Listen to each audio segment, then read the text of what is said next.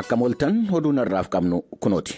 Namoottan dhalattoota Tigraay ta'an 1000 lakkaa'aman magaalaa Finfinnee keessaa qabamanii akka hidhamaa jiranii fi abbootiin qabeenyaa warreen mana kireessan namoottan mana isaanii itti kireessan akka beeksisan ajajamuun isaanii gabaasameera. Dhimma kana irratti gabaasa waaltaan oduu VOA qopheesse jaallanneen bal'inaan dhiyeessiti. Gareeleen poolisii hawaasaa kanneen fedhiidhaan dhiyaatan magaalaa galma mootummaa keessatti bobbaafamuu dubbi himtuun waajjira kanaa ibsanii jiru. Addi bilisummaa uummata Tigraay yookaan TPLF naannoo mootummaa Amaaraa keessatti tarkaanfii fudhateen 79 walakkaa yookiin $1 miliyoonii 1.7 tilmaamamu barbadeessuun isaa himameera. Hoogganaan biiroo karooraa fi misoomaa naannoo Amaaraa obbo Aannimuut Ballaxee akka sagalee Ameerikaatti himanitti humnoonni Tigraay haa ta'uu jedhanii jaarmiyaalee kan waraanaa hin taane irratti badiinsa raawwataniiru. Komishiiniin mirga namoomaa Itiyoophiyaa dhiyeenya kana ibsa baasee keessatti Hiwaat naannoo Amaaraa keessatti bakkeewwan humnaan qabate irratti badiinsa raawwachuu isaa hooggantoonni adda bilisummaa uummata Tigraay himannaa mootummaan naannoo Amaaraa dhiyeesse kanaaf deebii kennuu baatanus akka sarbiinsa mirga namoomaa hin raawwannee fi qabeenya mancaasuu irratti akka hin hirmaanne kanaan dura himuu isaanii gabaasni Asteer Misgaanaaw Baahirdaar irraa qopheessite ibseera.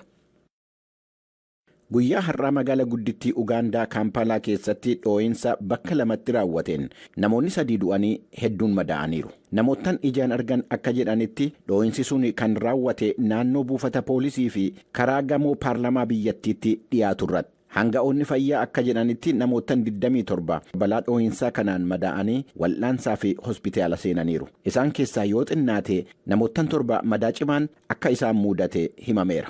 Poolisiin biyyattii dafee ibsa waan hin kennineef dhoo'insichi haleela boombii atahuudhaa fi dhiisuu isaa addaan baasachuu akka hin danda'amne gabaasameera. Erga dhiyeenya kana balaan dhoo'insa boombii biyyattii keessatti qaqqabeehas hooggantoonni mootummaa Ugaandaa lammiileen biyyattii akka of eeggannoo taasisanuu himaa turan. Haleellaa boombii ji'a darbe mana nyaataa irratti raawwatameen gareen mormitootaa walta'iinsa humna dimokiraasii jedhamuu fi humni Islaamiik Isteetii isa biyya Seentiraal Afrikaa keessa socho'u itti gaafatamummaa fudhachuun isaanii gabaasameera.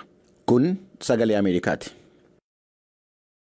Muummeen ministeeraa Israa'el duraanii Benjaamin Naatiyaahuun ji'a 6 keessatti yeroo jalqabaatii fi himannaa malaammaltummaa irratti dhiyaate falmuudhaa fi mana murtiitti dhiyaataniiru. Naataaniyahuun yeroo mana murtiitti dhiyaatan abukaatoo isaaniitiif ilma isaanii isa quxisuudhaa fi deeggartoota isaanii amma tokko wajjiniin akka ta'e gabaasameera. Gargaaraa isaanii duraanii kan turan Niir Hefeez yakkicha ilaalchisee dhuga ba'umsa isaanii waan abukaatota Naataaniyahuun irraa mormiin seeraa itti dhiyaateef torbee dhufuuf beellamni biraa kennameeraaf. Naataaniyahuun waliin dha'uudhaan amantaa cabsuu fi mattaa fudhachuudhaan yakka adda addaa 3 himatamanus himannaa hundumaa haalaniiru. Himannaan Naataaniyahuun irratti dhiyaate ilaalamuu kan jalqabe bara 2020 ta'us sababa COVID-19 ture har'a ga'uunsaa hin beekama. Naataaniyahuun yeroo 4ffaadhaa fi muummeen ministeeraa mootummaa Israa'el ta'anii filatamuu erga dadhabanii booda caffee mootummaa biyyattii keessatti hoogganaa paartii mormitootaa ta'anii hojjechaa jiru. Pireezidaantii Yuunaayitid Isteetsi Joo Baayiden erga filatamanii yeroo jalqabaatiif pireezidaantii Chaayinaa Shiin Jiipingii wajjiniin kallattiidhaan karaa marsariitiitiin marii taasisaniiru. Marii kana irratti addunyaadhaa fi saba keenyaaf itti gaafatamummaa qabna kan jedhan Joo Baayiden waa'ee mirga namoomaa, waa'ee waldorgommii diinagdee fi waa'ee Chaayinaa fi dhimma Taayiwaan irratti pireezidaantii Chaayinaa wajjiniin marii taasisuun isaanii ibsi Waayit Haawus irraa ba'e beeksiseera. Marii sa'aatii 3 ol fudhate kanarratti pireezidaantii Baayiden Yuunaayitid Isteetsi fedhiidhaa fi dudhaa isheetiif dhaabbachuu akka itti fuftu dubbatanii jaarraa 21ffaatti seerri addunyaa bilisa banaa kan loogii hin qabne akka ta'uu qabu dubbachuu isaanii Waayit Haawus ibseera. Akka ibsi Waayit Haawus dabalee jedhetti imaammata Chaayinaa tokkoomtee ni deeggarti. Fedhii Chaayinaan Taayiwaaniin humnaan dhuunfachuudhaaf qabdu jabeessitee mormiti. Dhimma Taayiwaan ilaalchisee ministeerri dhimma alaa Chaayinaa gama isaatiin ibsa kenneen Yuunaayitid Isteetsi humnoottan bilisummaa Taayiwaaniif falman ergaa dogoggoraa dabarsuu dhaabuu qabdi jedheera. Gameessi hanga'aan bulchiinsa Yuunaayitid Isteetsi tokko akka jedhanitti mariin hooggantoota biyyaa lamman taasisan sa'aatii tilmaamamee olii dheeraa akka ture himaniiru. Hordoftoota keenya oduun har'aaf qabnu kanuma qophiilee keenyaa afanii wajjiniin turtii gaarii.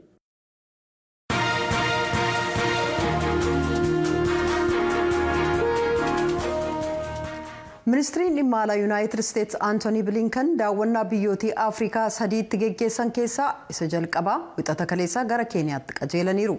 Bilinkan Itoophiyaa daawwatanii ka deebi'an pirezidaantii Keeniyaa waliin waa'ee wal waraansa biyyattii keessaa mari'ataniiru.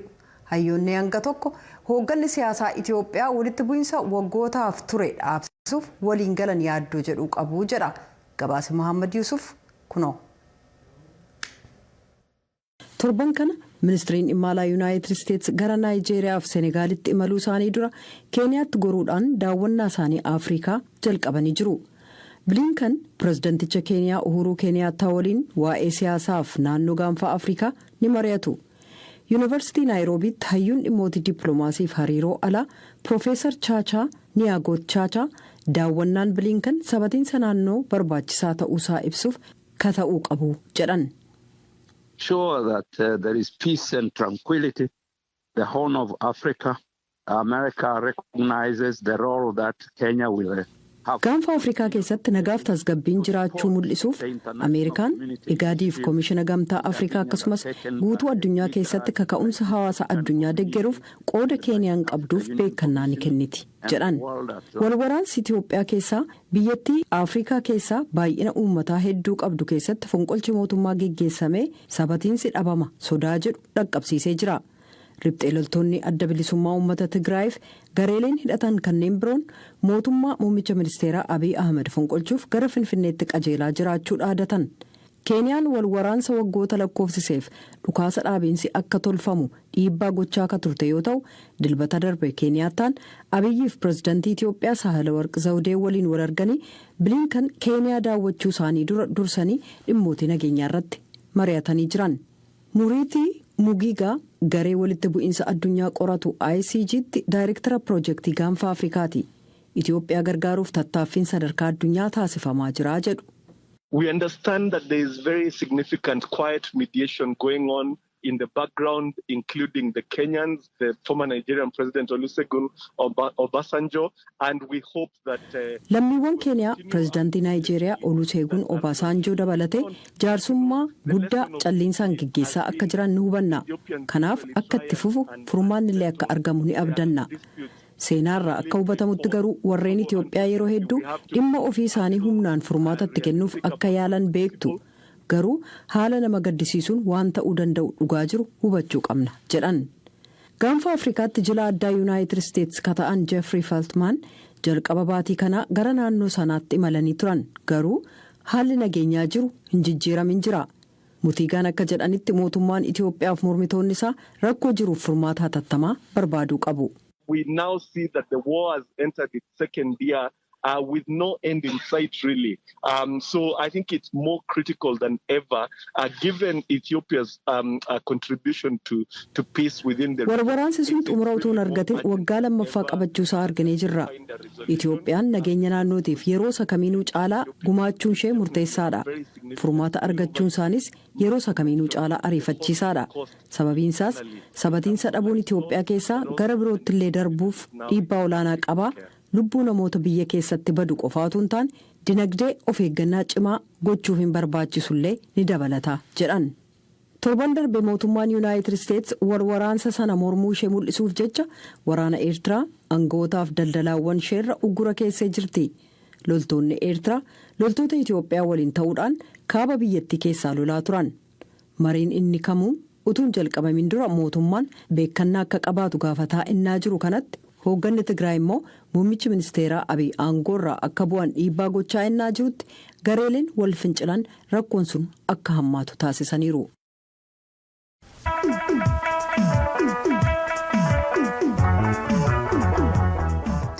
Itoophiyaan weerara COVID-19 ittisuuf duula talaallii kennuu bultii 15f turu eegaluu ishee ministeerri fayyaa beeksiseera.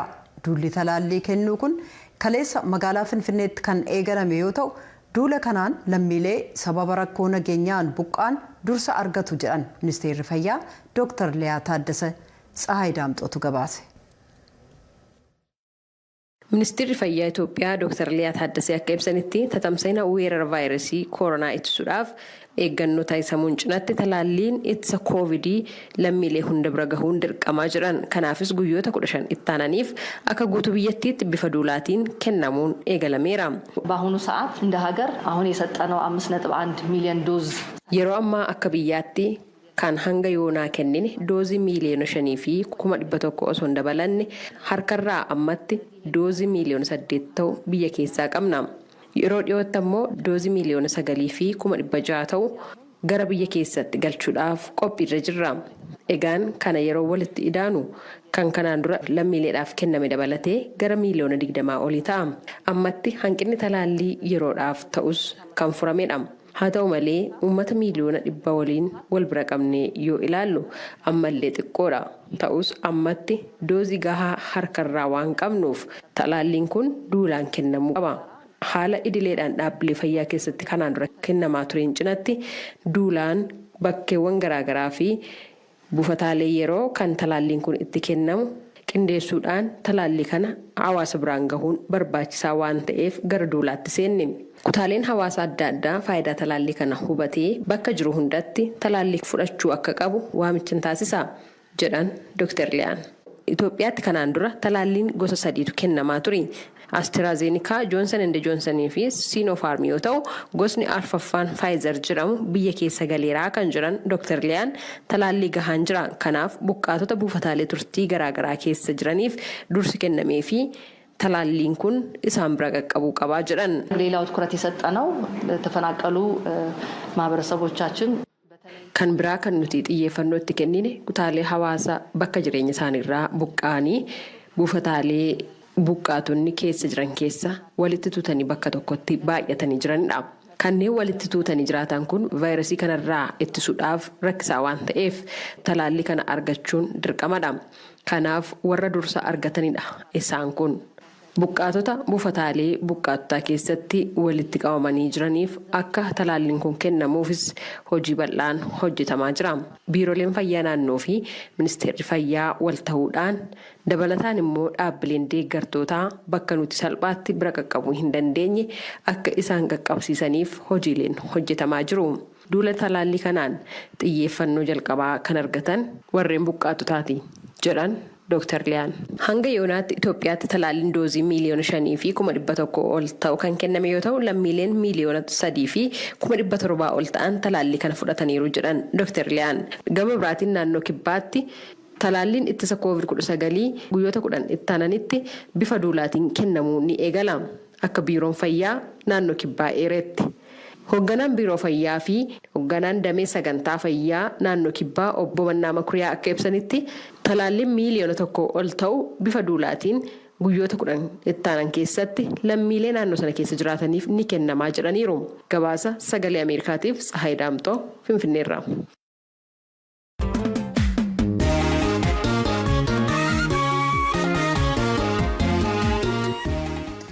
Itoophiyaan rakkoo yeroo ammaa keessa jirtu giddu seeninsa alaan furamuu akka hin dandeenyeef furmaati isaa biyyuma keessaa dhufuu qabaa jedhu ambaasaaddoroonni Ameerikaa duraanii lama akkasitti yaadachiisan. Waggaa tokkoof kaaba Itoophiyaa keessatti wal waraansa geggeeffamaa ture ilaalchisee raadiyoon sagalee Ameerikaa kan haasofsiise ambaasaaddar Tiiboor Naashiif ambaasaaddar Doonaald Buuz addaddummaan gosaa rakkoo amma Itoophiyaan keessa seenteef kan ishee saaxile ta'uu ibsanii lammiiwwan Itoophiyaa addaddummaa isaanii wal danda'uudhaan mala ittiin nagaan waliin jiraachuu danda'an barbaaduu qabu jedhu. Dippiloomaatota lamaan kan dubbiste Keerool Kaastiyooti jaallanne dhiyeessa. Dippiloomaatonni lameen yeroo Itoophiyaa keessa turanitti lammiiwwan biyyattii humnootii alaaf akka hin jilbeenfanne arguu isaanii fi qoodii addunyaas lammiiwwan biyyattii ofii isaanii furmaata akka argataniif haala mijeessuu qofa akka qaban hubachiisan. Biyyoota gaanfa Afrikaatti jilli addaa kan Yuunaayitid Isteets Jeefrii Feltmaniif pireezidaantiin Naayijeeriyaa duraanii Obasanjoon Itoophiyaan rakkoo amma keessa jirtu keessaa akka baatuuf yaalii gochaa jiran kan dinqisiifatan ambaasaaddar Buuz itti fufanis akkas jedhan. Ethiopians are proud and independent people, and they are not the most receptive, if you will, to lammiiwwan Itoophiyaa kan boonanii fi uummata walaba dhiibbaa alaa dhufu akka salphaatti hin fudhatan.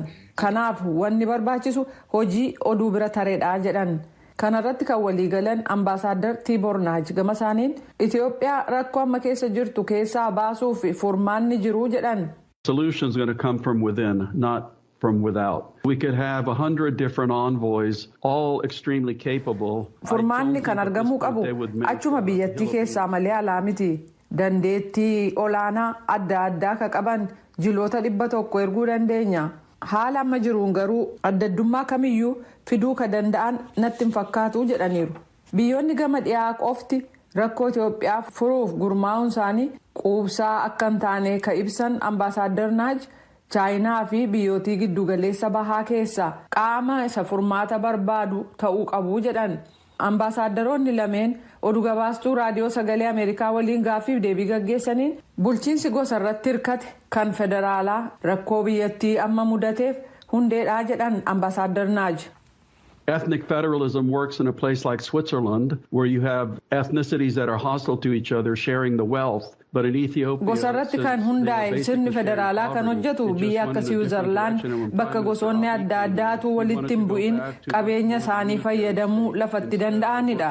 Itoophiyaa keessatti garuu kan qooddatan hiyyuma waan ta'eef haalli jiru bifa jijjiirratee jedhaniiru.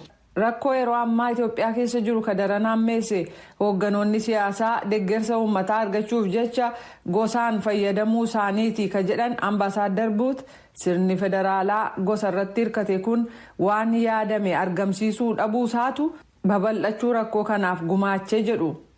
This generated a lot of antagonism from other ethnic groups, and so what Ethiopians need to do is they really need to again go back to the drawing board. Sirni kun gosoota hedduu biratti jibbi hedduun akka uumamu godhee jira. Kanaaf lammiiwwan Itoophiyaa duubatti deebi'uun addaddummaa qaban karaa danda'ameen wal danda'uudhaan deebi'anii attamitti nagaan walii wajjin jiraachuu akka danda'an fala barbaaduu qabu jedhan. Gama kaaneen sirna federaalaa kaasuuf yaaliin ta'us salphaa miti jedhamee jira. Muummichi ministeeraa Abiy Ahmed gara aangootti ega dhufanii booda jijjiiramni siyaasaa godhan seenaa Itoophiyaa keessatti iddoo guddaan kan itti kennamu ture ka jedhan ambaasaadar Naaj Eertiraan dhimma Itoophiyaa keessa akka seentuuf mootummaan Itoophiyaa eehamuu isaa garuu jabeessanii morman. And as Don said, he saw this as a phenomenal opportunity to get even. That's why the initial acts against human rights and Eertiraan haaloo ba'uuf akka carraatti ilaalte. Kanaaf jalqaba uummata Tigraay fi lammiiwwan Eertiraa kanneen biyya ofii keessaa eessuun mooraa baqataa Tigraay keessa turan irratti dhiittaa mirga namoomaa dhaqqabe waraanni Eertiraa ka gaggeesse ture jedhaniiru. Dogoggorri guddaa mootummaan Itoophiyaa hojjete. Yeroo TPLF raayyaa waraana Itoophiyaa irratti tarkaanfii fudhate sana deebii kenne keessatti Eertiraan akka gidduu seentu gochuu isaatii ka jedhan ambaasaadar Buut qooda Eertiraan fudhattes balaaleffatanii jiru. Lammiiwwan Itoophiyaa kanneen biyya alaa keessa jiraatan walitti bu'iinsa biyya keessa jiruuf hirmaannaan diiggaa fi ijaaraa ta'e fudhataa jiran qooda gama isaatii akka qabu kan ibsan ambaasaaddoroonni lameen. Rakkoo Itoophiyaa keessaa hundeedhaa buqqisuuf yoo barbaadame lammiiwwan biyyattii gatta'anii waa'ee hegeree isaanii dubbachuu qabu jedhu. Hawaasni addunyaas uummanni karaa itti rakkoo isaa furatu gama gargaaruun akka itti hirmaatu hubachiisanii jiru jechuudhaan Simmanyi Sheeqoyyee gabaastee jirti.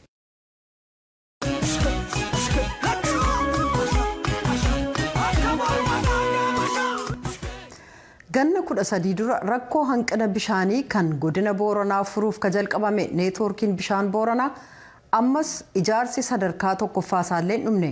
Hoogganaan waajjira bishaaniif enerjii godina Booranaa piroojeektiin kun rakkoo diizaayiniif hanqina maallaqaa akka qabu kan ifoomse. Jiraattonni godina Booranaa amma utuu bishaan kun yeroon hojiisaa xumurame rakkoon hongee amma mudate loon hagasii hin fixu jechuun komataa jiran.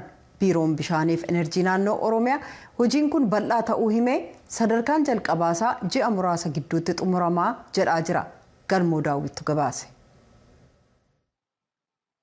Obbo Liiban Waaqoo itti gaafatamaa waajjira bishaanii fi enerjii godina Booranaati. Hojiin neetwoorkii bishaan Booranaa rakkoo bishaan dhugaatii kan misooma jallisii fi jiruu horsiisee bulaa fooyyessuuf ganna 13 dura mootummaa feeraaleetiin jalqabamee jedhan. Yeroo sana barataan ture ka jedhan Obbo Liibanii har'a ganna 13 boodallee piroojeektiin kun rarra'ee jira jedhu. Rakkoon piroojeektii bishaan neetwoorkii Booranaa jalqaba irratti gaafummaan kan karoorsanii diizaayiniin isaatii hojimmoo akkamii fiduu qabna. Faampii akkamii fiduu qabna jedhanitti gadi fageenyaan qorannoon teeknikaa geggeeffametti haal suni qoratame sila wanni sun akkaataa suniin hojii sun jalqabamuu qabu ture. Akki suniin jala hin qabne. Amma boollitti bishaanii amma magaalaa irraa qotame boolli gar lamaati. Sararri ujummoo kadiriir sun ammoo bishaan inni barbaadu bishaan muummee hin qabne. Haqancaroo kan amma haam galchati garsimuu deemaa jennetti hin qaban hunini liitirii 226 boolli bishaanii sun keessa bahuuman. Ammaan kan jiru. Ijaarillee dabalatee bool 4 qonnee ammaan tan ka jira ammoo 133 39 kan itti poolisii duraan turte. Karaa biraatiin ammoo ibsee wal qabate jidduu kan keessa ibseen hin jirtu jenereeteraan waan kan sochoosanii jenereeteriin kaan ammoo bobaa barbaada. Bobaa sun itti buuftetti waan kan hojjaa dhagsimuu callaa bishaan sun dhiibuu fi bobaa qofaaf wanni barbaachisa liitira 1 garbirra 42 kan uummati hin danda'u. Wanni ibsee karoorfamuu qabdu. Paampiin ammoo bishaan latir dhiibuun Qaama naannoo kan waliin deemuu miti. Yoo aduun baachuufaayyuu noo bishaan dhiibuu hin danda'u halkan calla dhiibanii jecha. Baay'isaallee wal qabate ittiin akkaataan gaafas ittiin deemama turee fi haala mootummaan jedhuun ta'an turre kanaaf rakkoon isa rakkoo muummee ta'uu miti. Sila akka yaadaatti piroojeektiin bishaan Booranaa kun ujummoo bishaanii kiiloomeetira 2,000 dheeratuun godina Booranaa waliin ga'u ture. Kunis Danquu yookaan immoo sadarkaa 5tti jechaan Kabilliqqoo jechaan Kamagaadoo Galchata. Goobsa taltallee fi saalititti hiramee baasii birrii biiliyoona 5 ganna 5 keessatti guutuutti dhumaa jedhamee yaadamee ture. Akka waliigalaatti neetwoorkiin bishaan Booranaa raawwiin isaa hagaan ga'ee jechuun hin danda'amu. Maaliif jennaan neetwoorkii bishaan Booranaa sagar Magaadoo durii jalqabamee sararri ujummoo diriiree kuusaan bishaan ijaaramee naannitii boonoon wanni cuftiin ijaaramee kiiloomeetira 86 agarsiin gaanatti fakkaata. Waan sun gaaf karaa yaalanitti ni fuula hedduutti bishaan bubuusuuf yaalanii turani. Haa ta'uuti malee diizaayinii wal qabatee rakkoo waan tureefi uummatni sun dhuguu hin dandeenye wanni sun akkasumatti ta'e. Gara amma galdillootii fi gara goobsoo jiru kunini kulleen magaaldilloo callaatti bishaan xiqqoo tokko emerjensii hin dhuge naannoo sunillee wanni kan hojjetamaa tursun hojiin isaa dhaabatee baajet keessa bahee jira jecha. Magaaloolleen keessa bahee jira. Hagar billoolleen keessa bahee jira. Hagar amsaariitti gar tantalleen sunilleen keessa bahee jira. Ammaafan piroojeektii 5 peejii 5 qabnaa jedhu sun keessa peejiin amma aktiivii jennee yookaan amma hojii jira inni ittiin qabachuu dandeenyu amma sabbooqoo yookaan galchatirra ka'ettini dhagaa simuu deemu simuu irra kaasamuu agareeru deemuu danda'u kanaatti amma socho'uu jira kabaajetee jirulleen kana. Ammas jiraattonni godina Booranaa rakkoo bishaan dhugaatii akka qaban himu. Obbo Tasfaayee Kaasayee jiraata magaalaa Meeggaati. Yeroo dheeraaf nu rakkisuu jiru. Nummoon isiyyuu hin goomna. Baaddiyaan faatiin jirtu.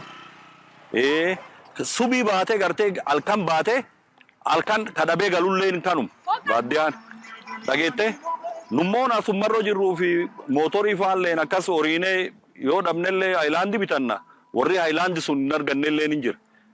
Sababii loon irraa obba'uu jirulleen sabab kana dhageette rakkoo bishaan irraa kaka'e. Dargaggoo Waaqoo Jaaree hojjetaa waajjira koominikeeshinii aanaa dirreeti. Bishaan boollaa qaama piroojeektii kanaa kan ta'e. Ka'aanaa dirree ganda magaalootti argamurraa jiraattonni aanichaa hagaa irraa hin fayyadamne jedha. Maaliif ennaa yoo sila bishaan sun gandi cuuf seenanii aanala godin Boorana cuuf seenanii jallisa achirraa wanneedhanii waan dhibiillee dadhaban shunkurtiif dinnicha achirraa booranii oomishate akka rakkoo yoo dhufteellee namni dandamatochuu danda'ani. Loon Booranaa haan mobba'uu jira kunis sababi isa guddaan kate bishaan. Kanaafii adoon bishaan nootorki Boorana kusilaha godin Boorana waliin gataate Booranii rakkataachuu hin dandeenye. Hojii piroojeektii bishaan Booranaa kana abbummaadhaan hojii isa kan gaggeessaa ture dura mootummaa feeraalaati. Achiin hojiin kun gara bulchiinsa naannoo Oromiyaatti kan darbe yoo ta'u san booda ammas gara mootummaa feeraalaatti deebifamu waajjirri bishaanii fi enerjii kan godina Booranaa beeksisee jira. Amma danquun piroojeektii kanaa inni hangafti galchatii hanga simmoo hangara yeroo jiru birrii biiliyoona 1 hojjetamaa jiraachuu injiinar Miiliyoon Baqqalee hooggantuun biiroo bishaanii fi enerjii kan naannoo Oromiyaa ni dubbatu. Karoorri isaa warra Oromiyaa Construction Corporation'itu hojjechaa jira. Isaan akka karooratitti kan qabatan ji'a 2 keessatti filnaadha. Torban kana keessa piriisii miitingiin qabnaa. nuti immoo isaa gadi gaafachaa jirra akka konsultaantii wajjin isaanii. Konsultaantiinis Engineering Corporation of Oromiyaadha. Kanaafuu isaa gaditti wal qabsiisaa jiraanii jirra. Rakkoolee jiran naanniif kan sadarkaa ministeeratti furamuun jira. Rakkoolee kana hiranne akkasitti fala itti keenye sanii gaditti akka dhumu jechaa jirra. Akkasitti jirra. Akka aangawoonni jedhanitti piroojeektii kana xumuruuf baasiinsaa garmalee guddaadha. Kanaafis mootummaan bifa gargaarsaa fi liqiitiin qarshii barbaada jiraachuu himanii dhiyeenya baankiin diinagdee Afrikaa piroojeektii kanaaf arjoomuuf qorannoon isaa lafaa akka gaggeeffamu gaafatee jira. Kanaafis qorannoon qoratame baankichaaf dhiyeenyatti akka dhiyaatu biiroon bishaanii fi enerjii Oromiyaa beeksisee jira. Ammas danquuwwan piroojeektii bishaan Booranaa 4 sababa rakkoo diizaayinii fi hanqina maallaqaatiin akka dhaabbatanitti jiru. Gabaasa Sagalee Ameerikaaf